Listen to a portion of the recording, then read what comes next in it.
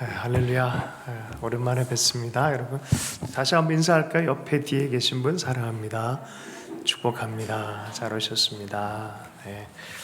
오늘 어린이 주일로 이제 5월부터 그 예배를 공예배로 우리가 함께 모이는 예배 시작됐는데요. 특별한 또 은혜의 시간 됐으면 좋겠고요. 이 변환의 시즌에 우리 마음이 또 한 마음 돼서 주님 앞에 헌신됐으면 좋겠습니다. 특별히 5월 한 달 동안은 이제 가정에 대한 주제들이 서로 좀 나누어지게 되는데 우리 가정 안에 놀라운 회복들이 많이 있었으면 좋겠습니다. 말씀 전하겠습니다. 오늘 말씀은 손바닥에 새긴 사랑이라는 제목으로 해서 말씀을 나누겠습니다.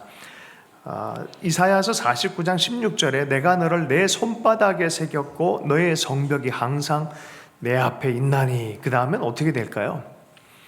그 다음 구절 보면은 내 자녀들은 빨리 걸으며 이라고 되어 있어요.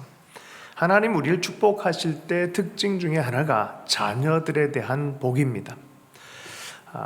우리가 부모로서 또 앞선자들로서 잘할 때 우리의 다음 세대는 복받게 될 줄로 믿습니다. 하나님의 회복의 손길이 나타난 가정에 축복이 있다라고 성경은 분명히 얘기를 합니다.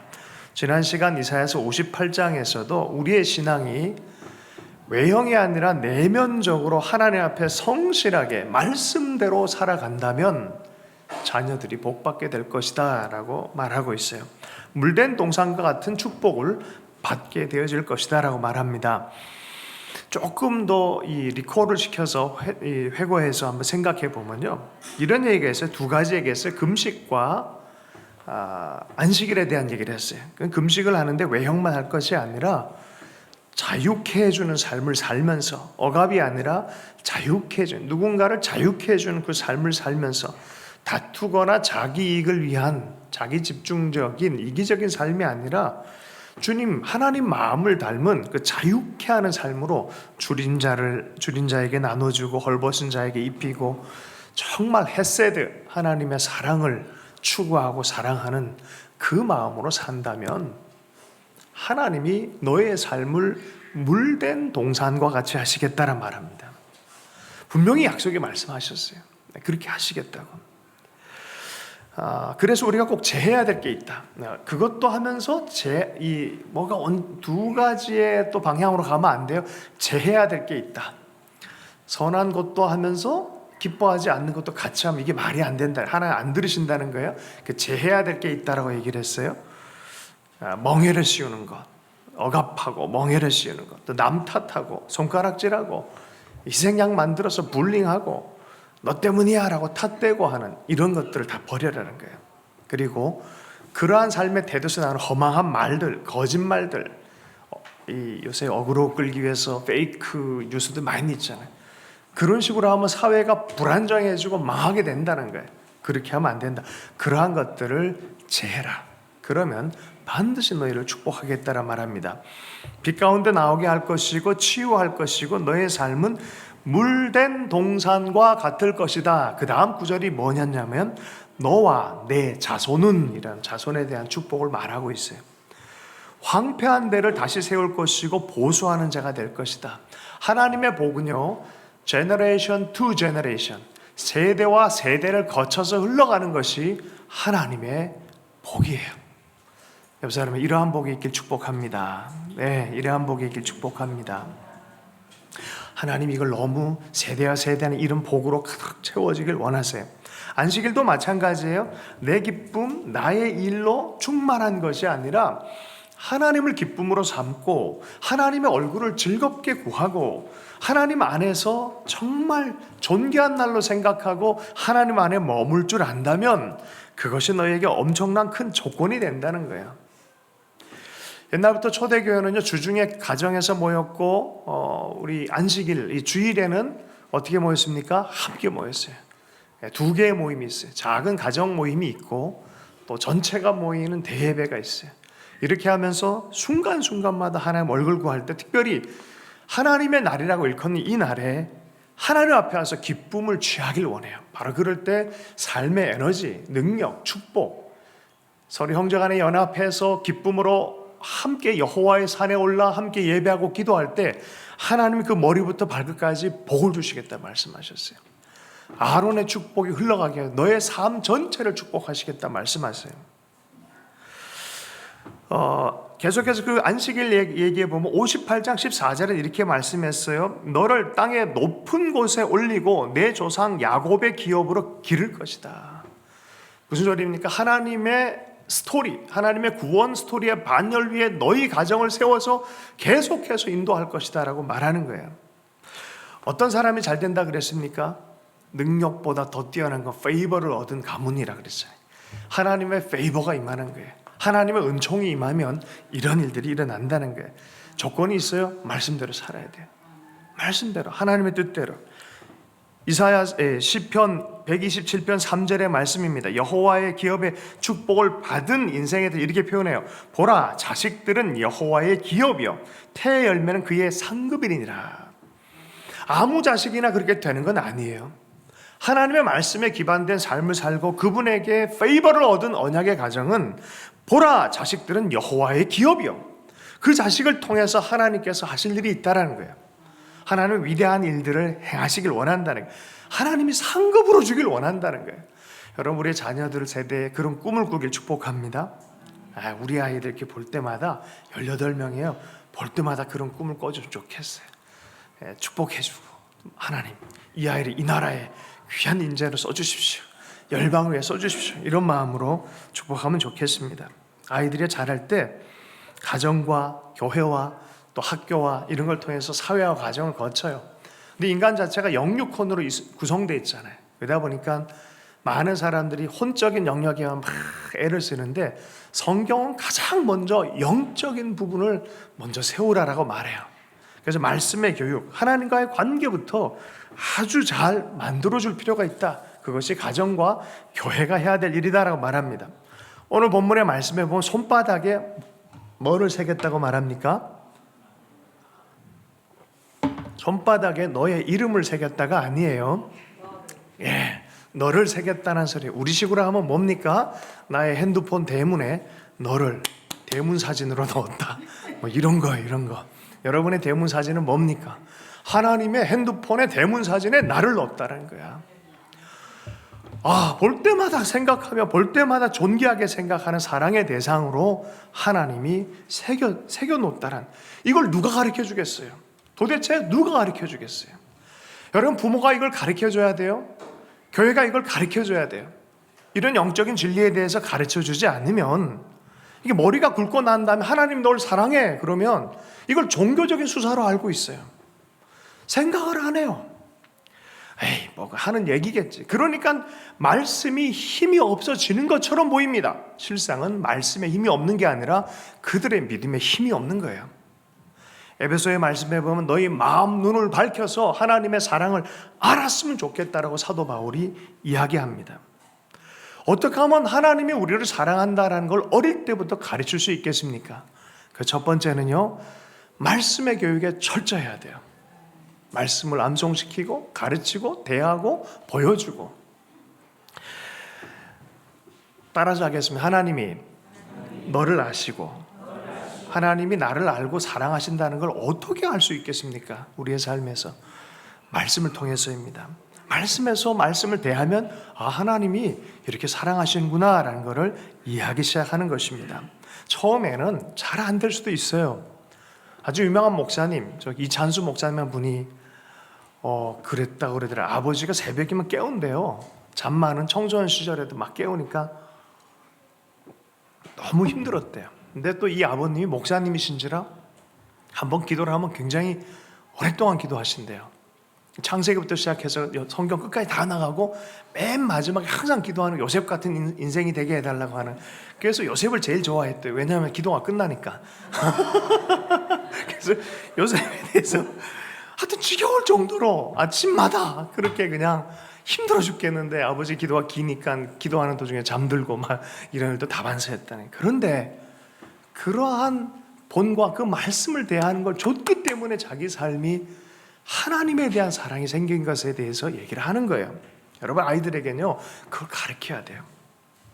말씀에 기반에 대해진 집안과 그렇지 않는 집안에 대한 비유가 역사적으로 아주 유명한 이야기가 조나단 에드워드 가정과 맥스 주크라는 사람의 가정에 대한 얘기 잘 알고 있을 겁니다.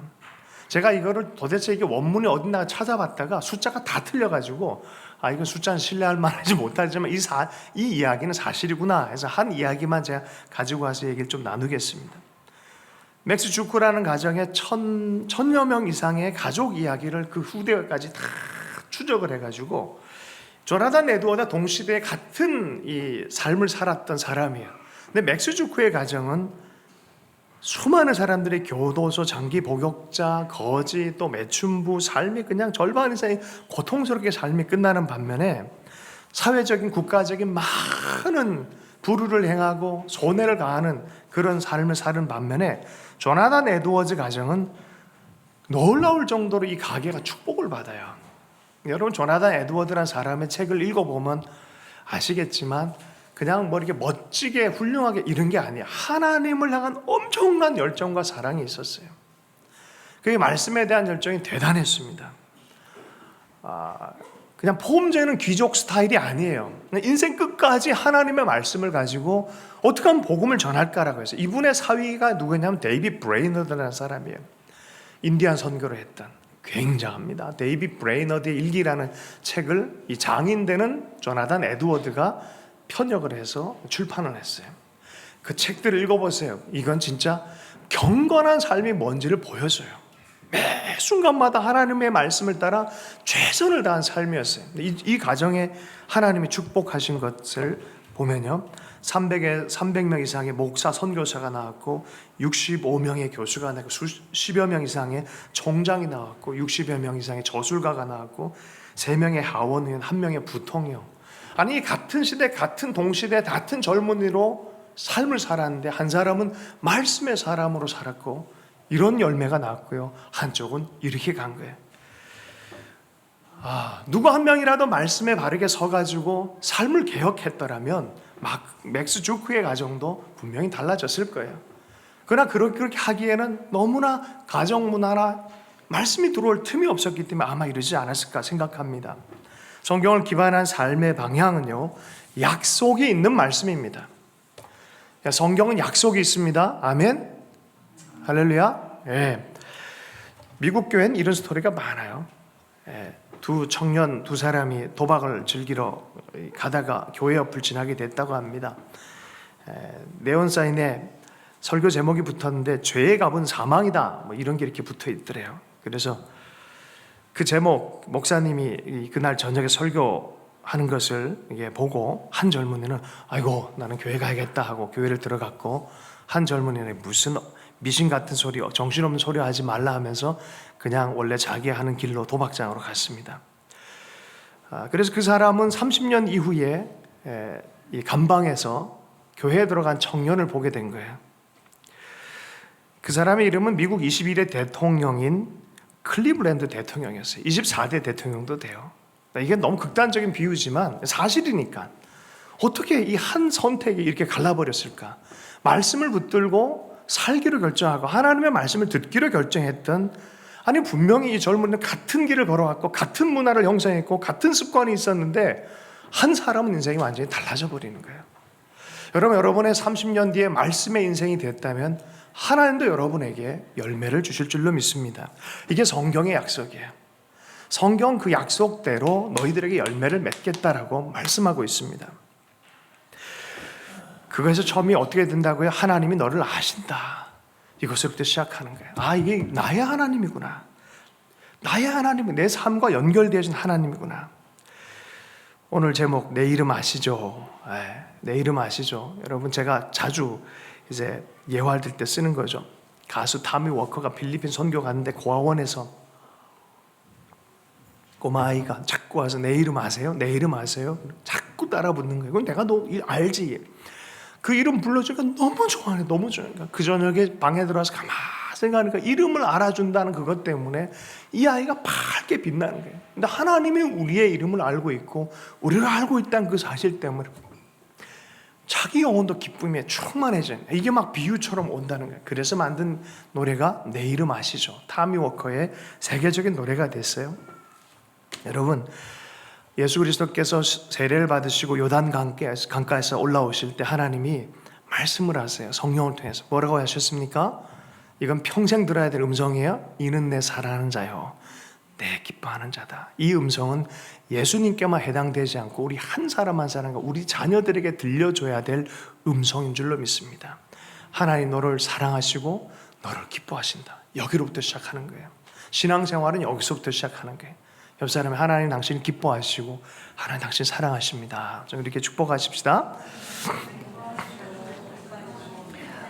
네, 우리 두 번째로는 자, 하나님을 알고 말씀을 알고 그 위에 세워진 그 삶이 시작됐다면 우리는 어디로 향하고 있냐라는 부분에 너를 사랑하시며 라는 이 사랑의 성장을 필요로 합니다. 우리의 신앙이 성장한다는 건 그리스도를 닮은 사랑, 하나님을 닮은 사랑이 풍성해진다는 의미입니다. 신명기 6장을 한번 찾아서 보겠습니다. 신명기 6장 1절에서 14절까지의 말씀을 잠시 좀 찾아보겠습니다. 신명기 6장 1절에서 말씀을 좀 보겠습니다.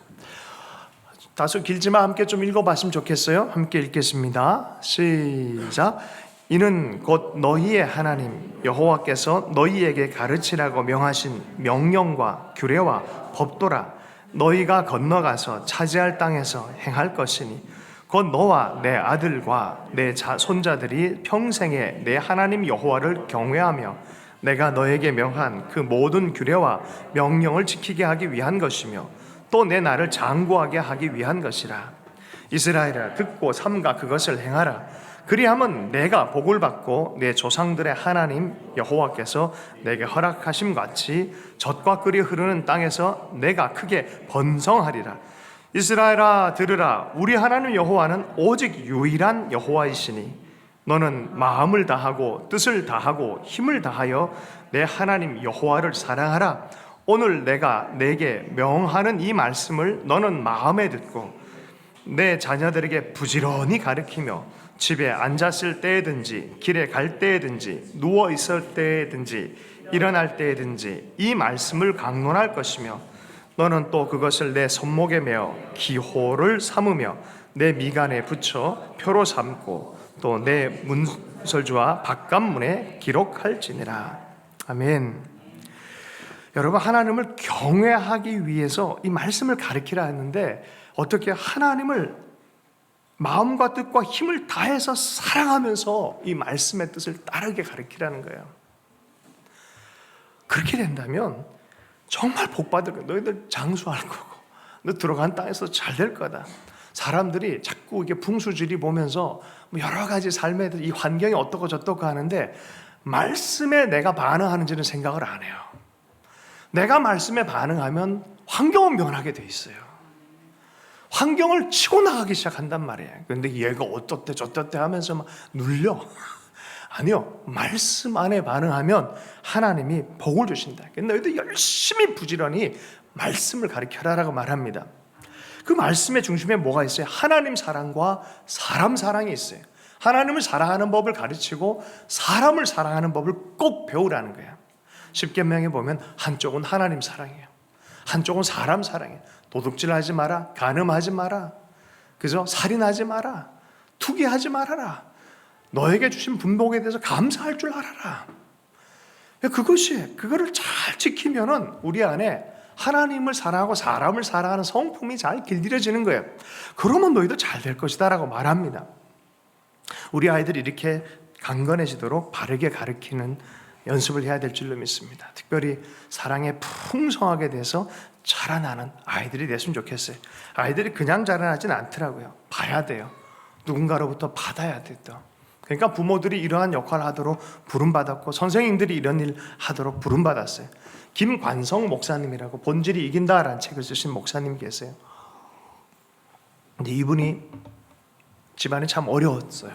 그래서 초등학교 때 그 초콜릿을 훔치러 들어가서 초콜릿 300개를 훔치다가 덜미가 잡혀가지고 혼났던 이야기부터 시작하면서 여러 이야기가 많은데 교회에 어떻게 형이 이제 흠씬 두들겨 팼대. 몇 시간 이거 두들겨 팼대. 형도 막 이렇게 함부로 살았던 형인데 친구가 그러더라는 거예요. 얘 이러다가 진짜 깡패 된다. 이러니까 친구 얘기를 듣고 친구가 뭐라 하냐, 교회라도 보내라, 이런 얘기를 들은 거예요. 그러니까 형은 자기도 그렇게 하면서 흠씬 두들겨 팬 다음에 너 교회 가. 그래서 교회를 다닌 거예요? 근데 교회를 갔는데 애가 거칠잖아요. 그러니까 누가 돌봐주겠어요? 자꾸 이렇게 피하는 느낌이 들더라는 거예요. 살살살살 피하더라는 거예요. 그런데 선생님 한 명이 이 아이를 그렇게 고등학교 1학년부터 3학년까지 돌봐주더라는 거예요. 그래서 하루 이틀 정도 하고 말겠지. 그냥 내 마음을 그냥 이렇게 약간 이게 설득해서 유혹하려나 보다. 미혹해가지고 이렇게 교인 되게 할 그런 정도 생각이 있어요. 근데 1년이 지나고 2년이 지나고 3년이 지나고 똑같더라는 거예요. 정말 어려운 일 있을 때 선생님이 삶을 돌봐주고 살펴주고 어쩌면 자기 자식 이상으로도 돌봐주는 걸 경험한 거예요. 선생님 삶은 언제가 제일 행복해요? 그랬더니 선생님이 이렇게 얘기해요. 관성아, 난 지금이야. 너를 이렇게 섬기고 돌보는 게 선생님의 전성기야. 이야, 예수님의 모습을 아이가 본 거예요. 그러니까 이 굉장히 유명한 목사님이 됐어요. 이 하나님 쓰이는 사람들, 하나님 쓰는 자녀들의 특징 중에 하나가 그거예요. 하나님의 사랑을 맞닥뜨린 인격이 분명히 있어요. 하나님 사랑은 실제인데 그걸 보이는 사람이 분명히 있어요. 여러분, 부모들이, 선생님들이 그런 책임을 져야 될 줄로 믿습니다.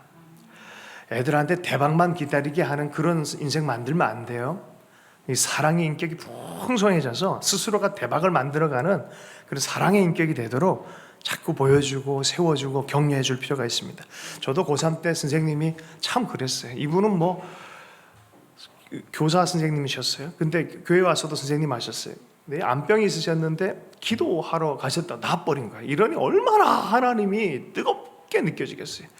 그러니까 매일 모일 때마다 그냥 짜장면 사주니까 애들이 얼마나 잘 모였겠어요. 할렐루야. 걱정하지 마. 너에게 하나님의 뜻이 있어. 아무리 어려워도 절망하지 마. 너를 만드셔서 쓰실 거야. 매 순간마다 그렇게 기도해주고 섬겨주고 하셨어요. 여러분, 이게 우리 인생이 정말 배우고 익혀야 될 성경적 진리라는 걸 분명히 알고 있어야 돼요. 하나님은 우리를 향해서 그러세요. 한 번도 놓아본 적이 없어요. 특별히 지금이 말세다라고 말한, 그렇죠. 예수님 오신 이후로 성경적으로 말세예요. 말세 지말이라 그래요. 이 말세의 노아와 같은 때다라 했는데 우리는 노아가 어떻게 해서 그렇게 은혜를 입었는지를 잘 모르는 경향이 있어요. 성경에 보면 창세기 6장 8절의 말씀에 이런 말씀이 있어요. 하나님이 한탄하셨어요, 세상을. 그런데 노아는 하나님께 은혜를 입었더라라는 표현이 있어요. 아니, 도대체 어떻게 그렇게 페이버를 입을 수 있는, 그렇게 은혜를 어떻게 하면 입을 수 있죠? 영문 성경을 보면 이게 딱 나와요. 한번 뒤져볼 수 있는 분이 있으면 빨리 한번 뒤져보세요. 정말 신기하게 이렇게 번역을 해놨어요. 그 한탄과 재앙과 심판을 내릴 수밖에 없는 그 하나님의 눈 안에 노아는 하나님의 페이버를 발견했다는 표현을 쓰고 있어요. 그 진노 가운데도 진노를 본 게 아니라 그 하나님의 눈 안에 있는 페이버, 하나님의 사랑과 하나님의 긍휼과 하나님의 은총을 주목해서 본 거란 거예요. 여러분, 이러한 심령은요, 환경에 따라 하는 게 아니에요. 하나님을 아는 사람만 할 수 있어요. 하나님은 긍휼의 하나님이시오. 하나님은 사랑의 하나님이시오. 내 삶을 사랑으로 인도하고 계셔. 이 페이버에 대한 눈이 있었다는 거예요. 여러분, 이 마지막 시대 혼란스러울 겁니다. 견고한 게 없어요. 보니까 이 자본주의 시대가 굉장히 견고할 것 같은데 코로나가 3개월 정도 흔들어 버리니까 이건 와장창 다 깨지게 있잖아요. 지금 경제 쓰나미 온다. 여러분, 두려워하지 마십시오. 옛날부터 그랬어요. 누구를 여러분 이 등대 삼아야 됩니까? 하나님의 은총, 살아계신 그 하나님, 복음이신 예수님. 지금도 여전히 그분을 부르고 온전히 말씀을 마음에 새긴 자들은 하나님 붙들고 그 가운데도 노아는 은혜를 입었더라. 옆 사람에게 노아는 은혜를 입었더라 좀 축복해 주겠습니다. 노아는 은혜를 입었더라. 여러분, 페이버는 그냥 임하는 게 아니에요. 이 사랑에 대한 믿음, 하나님을 향한 만남을 통해서 나타나는, 그러므로 매 순간 살며 사랑하며 성실하게 사는 법을 배워야 돼. 주님 마음 안에서 하나님 앞에 사는 것처럼 그렇게 배워야 돼요. 바벨론 포로와 간 사람들에게 예레미야가 예언을 해요. 야, 너희들 거기서 살며 정직하게 사랑하고 삶을 성실하게 일궈라. 자꾸 돌아오려고 그러지 말고, 너 그 상태로 돌아왔단 이거 줘도 못 받아. 힘들어. 그냥 열심히 살아. 최선을 다해 살며 살아가고 소망해. 거기서 장가도 가고, 거기서 사과나무, 포도나무 이것도 다 심고 해. 열심히 해. 그러다 보면은 때가 되면 인격적으로 네 삶이 온전히 하나님의 말씀 앞에 서는 그 실제적 삶으로 드러나면 자연스럽게 내가 너희를 고토로 진짜 대박이 나게 해줄 거야 라고 말하는 거예요. 여러분, 대박이 언제 오느냐가 아니라 대박이 따라오게 하는 인생이 되길 축복합니다.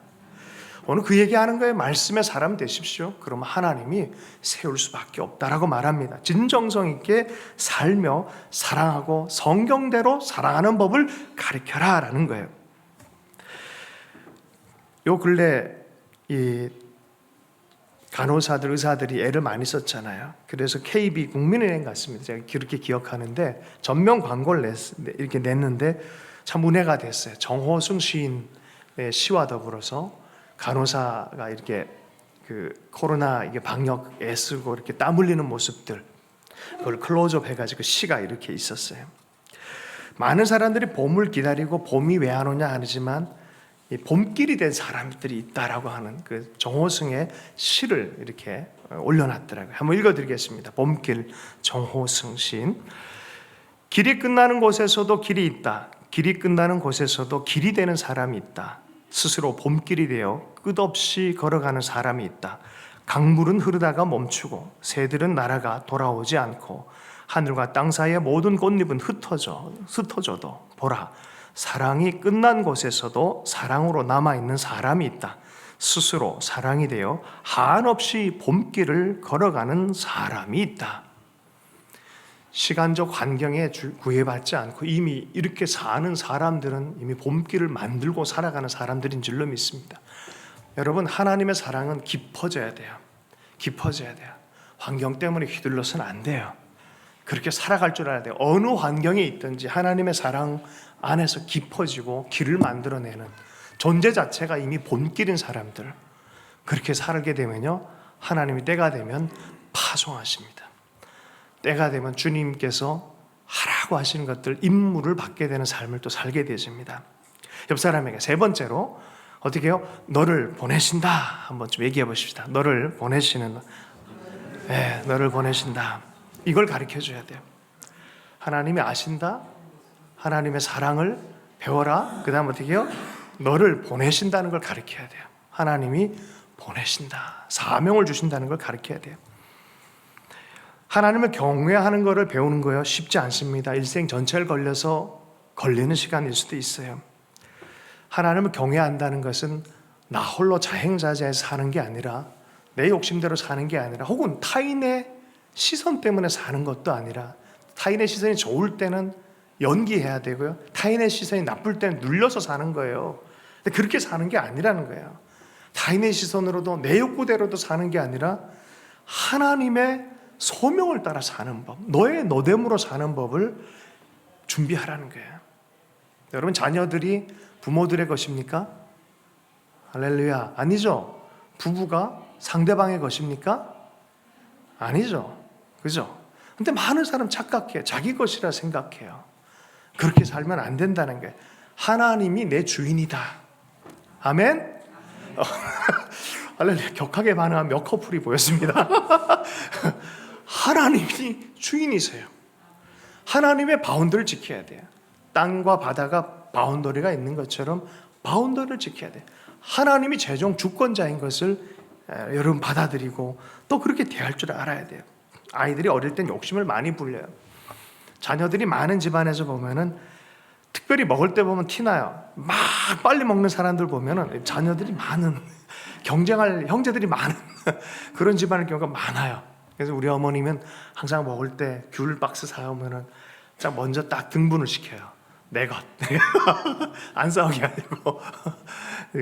그래, 사람들은 그래요. 내 것, 내 것, 내 것. 왜 쟤는 많이 주고 쟤는 이게 어릴 때의 마음이죠. 그런데 이런 모습이 어느 순간 하나님의 풍성함과 능력을 체험하면 하나님의 마음같이 넓어지기 시작하는 거예요.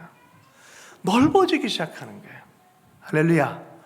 이제부터 내 중심이 아니라 내 삶이 생명용품으로 내놓는 승화되어진 인격이 무엇인지 깨닫기 시작한 거예요. 이게 더 즐겁다는 거 아니에요. 예전에는 내가 먹는 게 즐거웠는데 어느 순간에 주는 게 더 즐거워져요. 부모들 그렇죠. 아이들 주는 게 더 즐거워요. 사랑하는 대상에게 뭘 주는 게 더 즐거워요. 이게 사랑의 축이 내가 아니라 공동체로 옮겨지고 나라로 옮겨지고 하나님의 나라로 옮겨진 사람들은 이것에 대한 비밀을 깨닫기 시작해요. 그리고 내 인생도 내 마음대로 사는 게 아니구나라는 것을 깨닫기 시작합니다. 그리고 하나님의 부르심대로 믿음과 용기로 정말 떳떳하게 살아가는 것에 대해서 연습하기 시작해요. 아리마대 요셉이 얼마나 유명한 사람이었습니까? 그러니까 자기 시선이 있어요. 사람들이 보는 시선이 있어요. 몰래 밤에 와서 예수님께 묻고 막 그러다가 예수님 돌아가시고 나서 깨달음이 온 거예요. 이제는 당당하게 가서 시체를 내달라라고. 남의 시선이 보이지 않아요. 자기 삶과 하나님과의 관계 안에서 하나님 안에서 자기를 해석하고 믿음의 공동체 안에서 해석하는 정직한 용기가 생기기 시작한 거예요. 여러분, 내 욕망과 타인의 시선으로부터 괴롭힘 당하는 것을 빨리 자유할 수 있도록 어릴 때부터 가르쳐야 돼요. 너의 삶의 주인은 하나님이시다. 너의 삶을 자행자애하지 않고 하나님의 뜻을 발견하고 매 순간마다 하나님 인도함을 받아라. 예수전도단이나 선교단체에 가면 이 하나님의 음성 듣기라는 걸 가르쳐요. 이게 호불호가 많고 이 결과가 아주 애매한 게 많아요. 할렐루야. 예. 근데 하나님 분명히 말씀하시거든요. 하여튼 안 좋은 에피소드를 먼저 얘기하고 긍정적 에피소드로 넘어가도록 하겠습니다. 한 번은 어떤 선교단체에서 젊은이들이 이렇게 모였는데 남녀 비율이 비슷한데 미스 유니버스가 온 거예요. 그날 저녁에 형제들이 3명이 왔어요. 하나님 음성 들었다고. 그죠? 그 3명 중에 2명은 아니던지 셋 다 틀렸던지. 할렐루야. 분명히 그렇죠? 근데 하나님 음성 듣기가 그래요. 이게 욕망으로 나온 건지 진짜 하나님부터 온 건지 헷갈리는 거예요. 어쨌든 하나님 음성이 들려주고 성령을 따라 인도함 받고 성경의 바운더리 내에서 내 감동의 경험을 잘 분석하는 건 우리가 성숙하게 해야 될 부분이에요. 그러니까 오대원 목사님 한 분이 아이들에게 이런 음성 듣기를 가르치는데 한 청년이 도대체 안 들린다고 아무리 해도 안 들린다는데 목사님이 그랬대요. 야, 너무 긴장하지 마. 너 너무 들려 하니까 안 들리는 거야. 긴장하지 마. 저기 나무 아래 가서 편안하게 하나님을 즐겨. 파도 타듯이. 이거 있잖아요. 서핑보드 탈 때 자연스러워야 되잖아요. 긴장하고 있으면 어떻게 돼요? 꽈당 넘어지고 꽈당 넘어지는 거예요. 여러분, 하나님은 우리 삶을 인도하세요. 인도하세요, 진짜로. 너무 긴장하지 않고 듣는 법을 연습을 해야 돼요. 하루아침에 어떻게 듣게 되겠습니까? 사무엘도 철저하게 연습을 했는 거래요. 그래서 늘 그렇게 하나님 앞에서 내가 원하는 건지 진짜 아버지 하나님이 원하는 건지 이런 것들 잘 분별해요. 타인의 시선인지 정말 내 부르심인지 이런 것들을 잘 분석할 필요가 있습니다.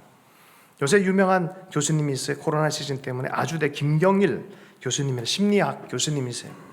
이분이 한번 사회적 거리두기 때문에 참 좋은 점이 있다, 없지 않아 있는 것 같다라고 하는 부분에서 이런 얘기를 원트와 라이크의 차이를 설명을 했어요. 많은 사람들이 원트의 삶을 라이크로 착각을 하고 살 때가 많다는 거예요. 자기 아이들이 놀이동산에 가면 막 풍선 사달라고 떼쓴다는 거예요. 그런 풍선을 이렇게 사주면은 5분도 안 갖고 있다가 시큰둥해진대요. 그거 왜 그러지?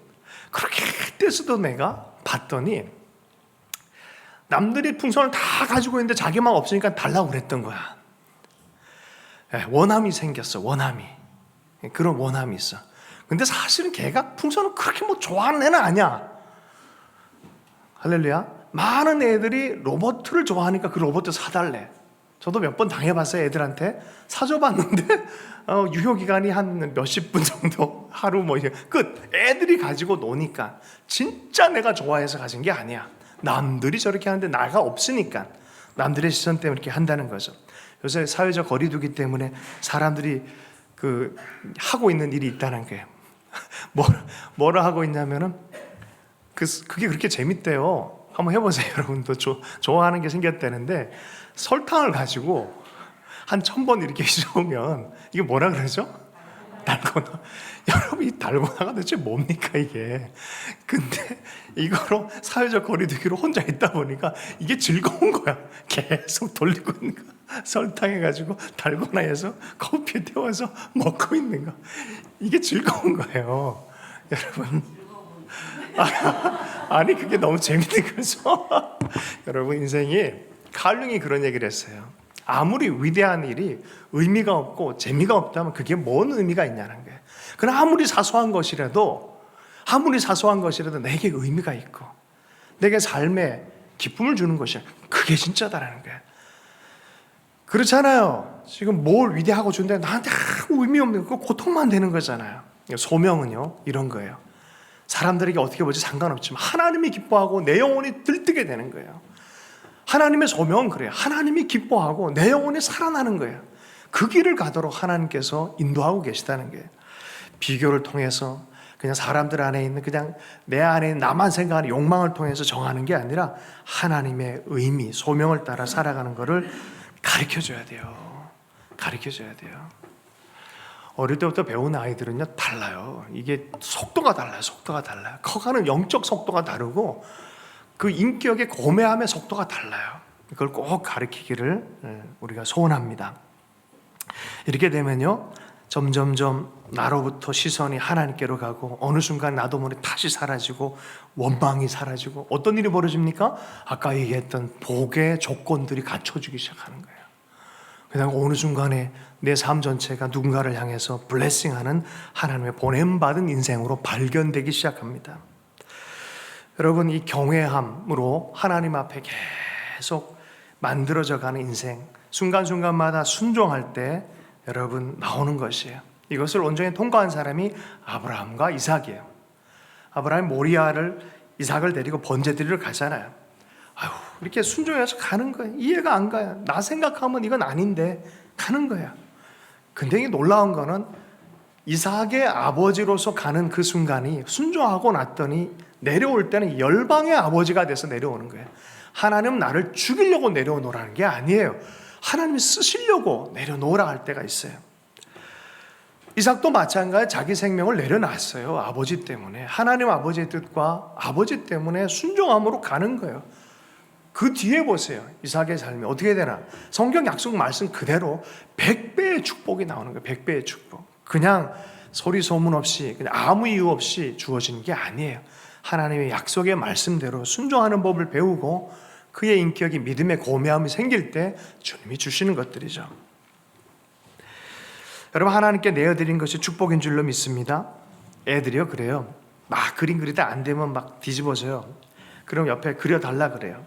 그래 놓고는 옆에다가 제가 그랬어요. 초등학교 1학년 때 제가 좀 그림 잘 그렸는데 이 그림이 안 되는 거예요. 누님이 살짝 도와줬는데 생각보다 많이 도와줬어요. 이게 대상을 받아버렸네. 이게 트로피를 받아버렸네. 그 누가 받은 거예요?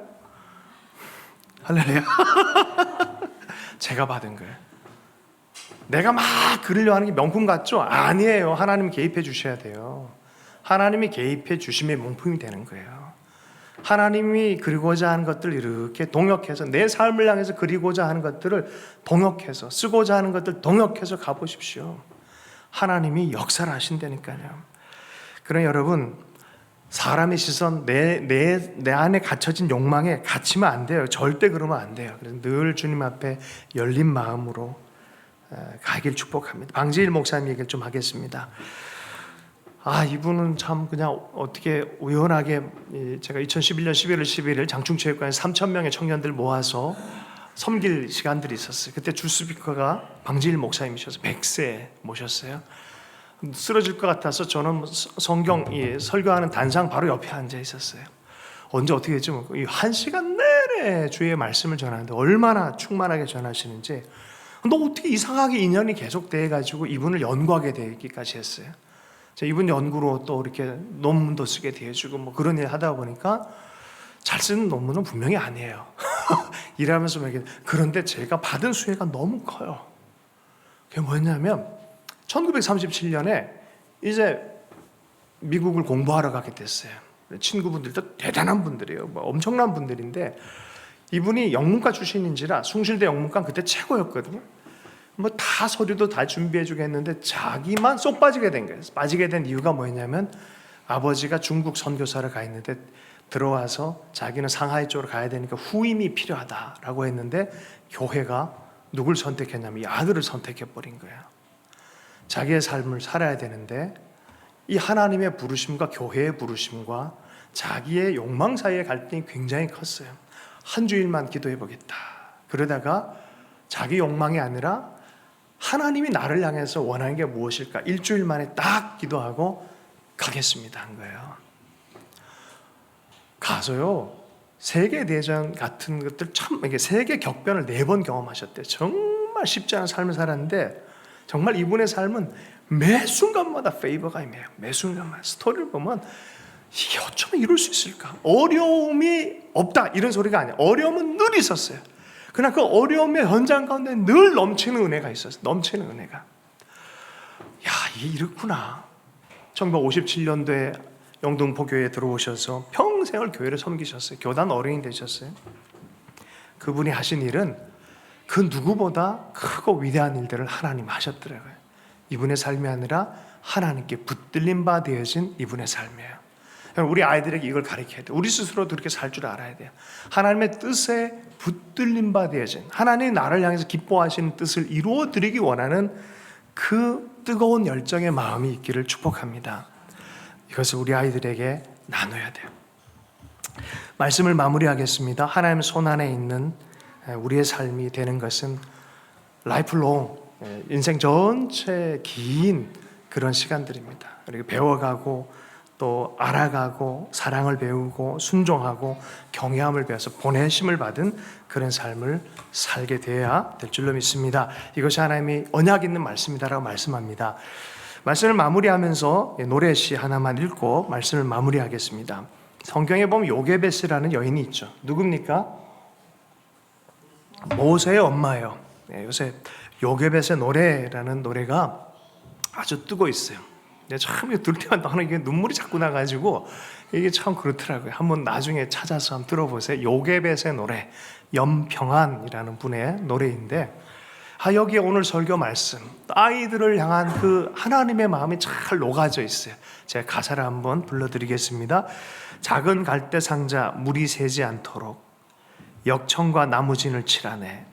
어떤 마음이었을까? 그녀의 두 눈에 눈물이 흐르고 흘러 동그란 눈으로 엄마를 보고 있는 아이와 입을 맞추고 상자를 덮고 강가에 띄우며 간절히 기도했겠지.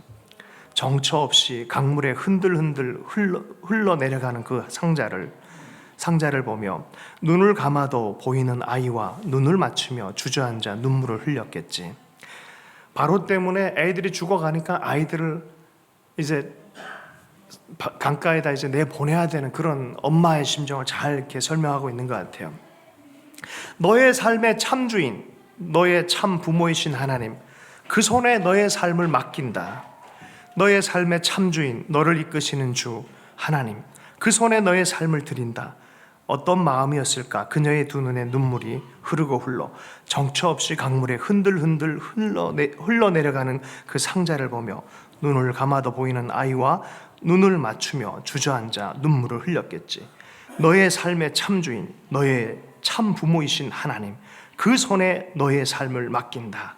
너의 삶의 참주인, 너를 이끄시는 주 하나님, 그 손에 너의 삶을 드린다. 그가 널 구원하시리, 그가 널 이끄시리라, 그가 널 사용하시리, 그가 너를. 우리 함께 말씀 붙들고 함께 기도하도록 하겠습니다. 우리의 다음 세대 아이에게 하나님을 신뢰하는 마음으로 계속해서 섬기고 사랑하고 맡겨놓는 그런 삶이 되었으면 좋겠습니다. 아이들뿐만 아니라 우리의 삶도 그래야 돼요. 우리 하나님, 주님을 신뢰합니다. 손바닥에 새긴 그 사랑, 하나님 뜨거운 마음으로 나갈 수 있도록 은혜를 베풀어 주십시오. 그렇게 잠깐 기도하겠습니다. 함께 기도합니다. 하나님 아버지,